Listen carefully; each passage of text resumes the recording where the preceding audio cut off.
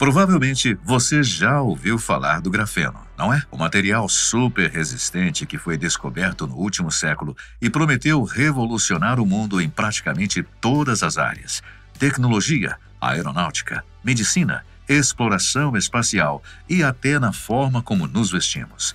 Tudo indicava que esse derivado da grafite, que pode ser encontrado em qualquer lápis comum, iria ser tão ou ainda mais transformador que o plástico e o silício, que produziram saltos gigantescos em nossas vidas. Mas, apesar do rebuliço que o grafeno gerou há alguns anos atrás, nós quase não estamos ouvindo falar sobre ele, o que fez muitos se questionarem sobre o que poderia ter acontecido. Será que ele não era tão revolucionário como prometido? Ou será que ainda não fomos capazes de produzi-lo em larga escala? E por isso, seu potencial permanece adormecido. Afinal de contas, que fim levou o grafeno? Vamos entender isso melhor. Para quem não está familiarizado com sua história, o grafeno é um material produzido a partir da grafite, um mineral extraído de jazidas e que pode ser encontrado em objetos comuns, como um lápis escolar, por exemplo. Antes que vocês estranhem, o correto é dizer a grafite, quando estamos falando do mineral. O grafite é a arte de rua estampada nos muros da cidade. Dito isso, vamos em frente. Tanto o grafeno quanto a grafite e o diamante são compostos por átomos de carbono, um dos mais abundantes na natureza. Mas como um único átomo é capaz de dar origem a materiais tão diferentes? A grafite é pouco resistente e deixa marcas quando esfregamos no papel. Por isso, é possível usá-la para escrever. Já o diamante é o minério mais duro que conhecemos, usado inclusive para perfurar outros materiais resistentes como rochas e similares. A explicação para isso está nas ligações. Os diamantes são formados por carbonos que se ligam com outros 4 átomos de carbono numa estrutura tridimensional que não deixa espaços. Por isso, ele é tão resistente. Já a grafite tem uma estrutura em camadas, cada uma sobreposta à outra por ligações frágeis. Por isso, é possível quebrá-las com certa facilidade. No entanto, as camadas em si, individuais, são feitas com ligações fortes entre os carbonos, o que também gera um material extremamente resistente. Este é o grafeno, uma espécie de folha de grafite que é dura e flexível ao mesmo tempo e tem, literalmente, a espessura de um átomo. Isso é tão fino que ele é considerado uma estrutura bidimensional e não tridimensional, como estamos acostumados. Tudo isso foi teorizado em 1947 pelo físico Philip Russell Wallace, o primeiro a considerar que esse material poderia existir através dos seus estudos. Ele levou em consideração a estrutura dos materiais já conhecidos, a grafite e o diamante, e formulou uma hipótese de que, se fosse possível isolar uma única camada da grafite, isso daria origem a um novo elemento super resistente que não ocorre naturalmente. Porém, como a capacidade tecnológica da época era muito limitada, Phillips não pôde isolar o material para estudá-lo de fato.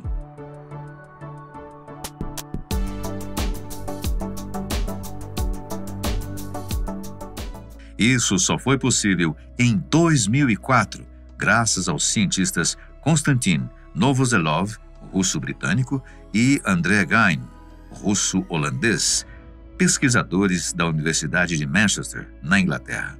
Eles estavam estudando o potencial de transmissão de semicondutores, como o silício, e tiveram a ideia de isolar o grafeno através da esfoliação, uma técnica que retira material aos poucos, como uma lixa, até se obter a quantidade desejada ou necessária para um experimento.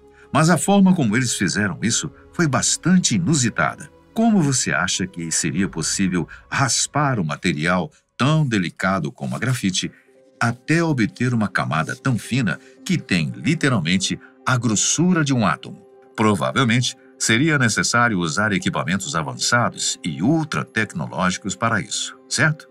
Não, na verdade não. O que eles fizeram foi raspar a grafite numa folha comum e grudar uma fita adesiva para retirar um pouco de material. Depois, eles repetiram o processo várias vezes, retirando mais e mais matéria a cada passo, até que restasse uma fina camada de grafite, o grafeno. Dá para imaginar que uma descoberta tão revolucionária seria possibilitada por algo tão trivial quanto um pedaço de fita adesiva? E eu não estou brincando quando digo que foi realmente revolucionário. Depois de isolar o material, os pesquisadores realizaram alguns experimentos e perceberam que, além da resistência prevista por Philip há quase 60 anos antes, o grafeno era um excelente condutor elétrico e térmico, muito melhor que o cobre, o ouro e o silício que usamos atualmente. A descoberta rendeu a eles o Prêmio Nobel de Física em 2010, a maior honraria do campo científico do mundo. Nada mal, hein? Foi assim que o grafeno ficou conhecido pelo mundo, deixando de ser apenas um elemento teórico exclusivo dos laboratórios. A partir disso, as pesquisas simplesmente dispararam. Todos queriam explorar o potencial desse componente, saber quais seriam as suas capacidades, o que poderia ser feito com ele e outras coisas.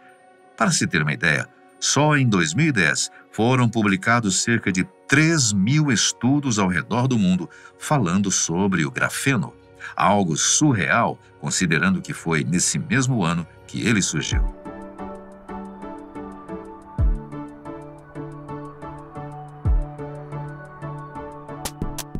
A partir de então, passou-se a ter um material forte, cerca de 200 vezes mais resistente que o aço, que ao mesmo tempo é leve e fino. Uma única folha de grafeno com apenas uma camada de espessura seria capaz de sustentar o peso de um elefante sem se romper? Uau! Se empilharmos 3 milhões de camadas, o componente teria apenas 1 milímetro de altura, o que faria ele 3 milhões de vezes mais resistentes do que uma folha individual. Além disso, ele é flexível, pode ser mergulhado em líquido sem enferrujar e, como vimos, conduz eletricidade e calor melhor do que qualquer outro material conhecido por nós. Sabendo de tudo isso, o que poderia ser feito com um elemento tão milagroso como esse? É impossível listar todas as possibilidades, mas vamos conhecer algumas delas. Seria possível, por exemplo, criar dispositivos móveis como smartphones e tablets tão finos quanto uma folha de papel. Além disso, eles poderiam ser transparentes e flexíveis, o que possibilitaria dobrá-los e guardá-los no bolso, o que pode não ser tão útil e prático, mas, com certeza, faria parecer que estaríamos vivendo num filme de ficção científica. Provavelmente, nossa internet ficaria mais rápida também. Em 2013, pesquisadores das universidades britânicas de Bath e Exeter criaram interruptores ópticos feitos com base no grafeno, que aumentaram em 100 vezes a velocidade de transmissão de dados. Além disso, cientistas do Instituto de Tecnologia da Geórgia, nos Estados Unidos, criaram uma antena extremamente fina com o grafeno, que é capaz de transmitir 128 GB de informação em apenas um segundo. Isso, claro, considerando que os dispositivos estejam próximos e sem interferências. O grafeno também poderá ser aplicado na construção civil, aumentando a resistência e a flexibilidade de materiais como o concreto.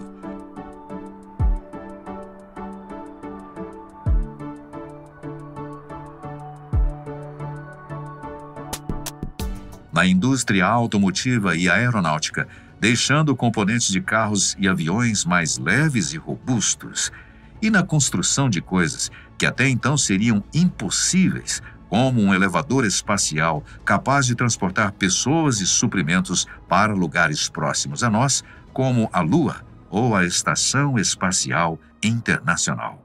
Mas, muito possivelmente, a maior revolução promovida pelo grafeno será no campo das baterias e capacitores, coisas que exploram principalmente sua excelente condutividade elétrica. Atualmente, a maioria das baterias que nós usamos são feitas de lítio. Elas são seguras, resistentes e duradouras, mas nós já exploramos boa parte do seu potencial. Quem aí nunca ficou na mão com o celular que descarregou no meio do dia e tem receio de investir num carro elétrico, que apesar de ser mais potente e menos poluente, também pode te deixar na mão por conta da limitação energética? Isso acontece porque as baterias convencionais armazenam energia de forma química, o que gera uma série de limitações, como o tamanho que ela deve ter, o tempo que leva para carregar e a quantidade de energia que é possível armazenar. Mas existe um tipo muito específico de bateria que é muito útil, mas ainda não teve todo o seu potencial explorado: os capacitores. Capacitores são capazes de armazenar energia diretamente na forma de um campo elétrico, sem utilizar estruturas eletroquímicas para isso.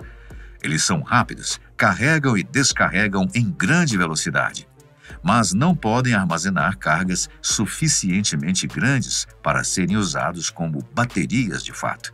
Isso até a chegada do grafeno. Supercapacitores feitos de grafeno poderão armazenar grandes quantidades de energia e fazer com que as baterias fiquem ainda menores, além de carregarem muito mais rápido.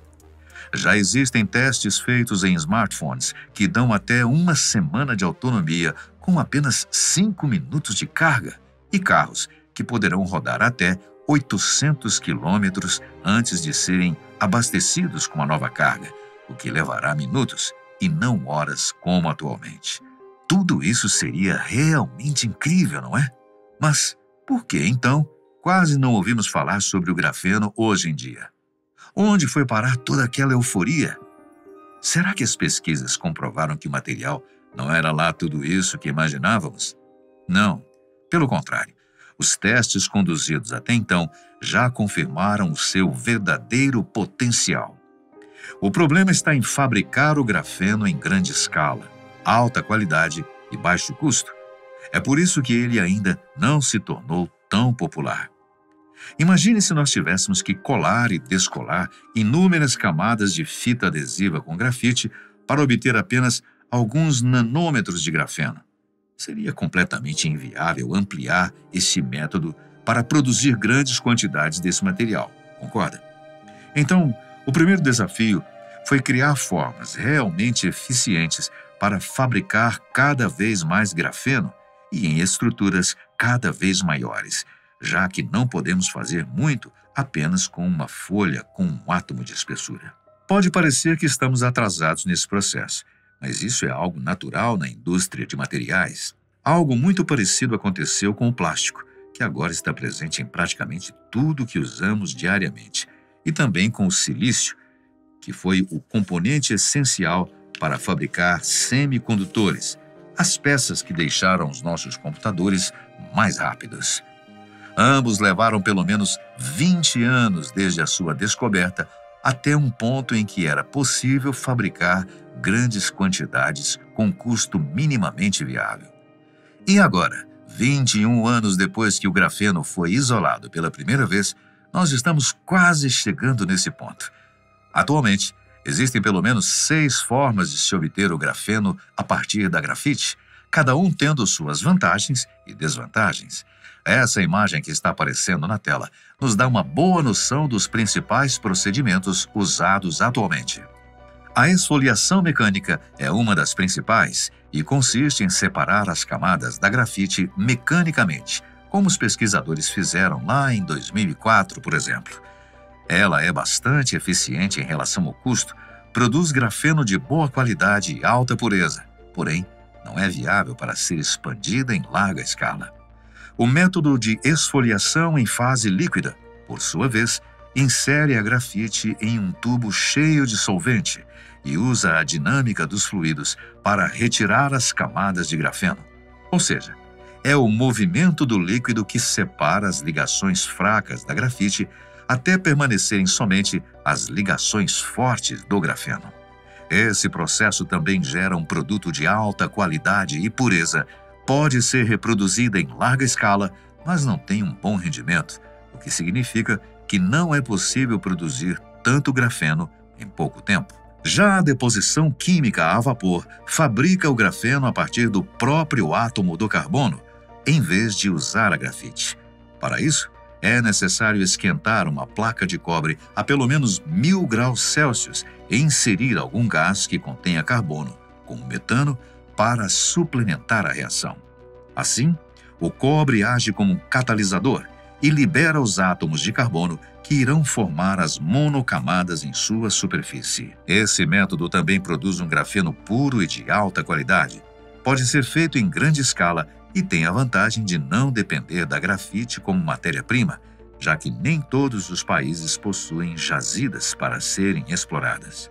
No entanto, ele também não rende grandes quantidades, o que limita, e muito, a sua eficiência em relação ao custo.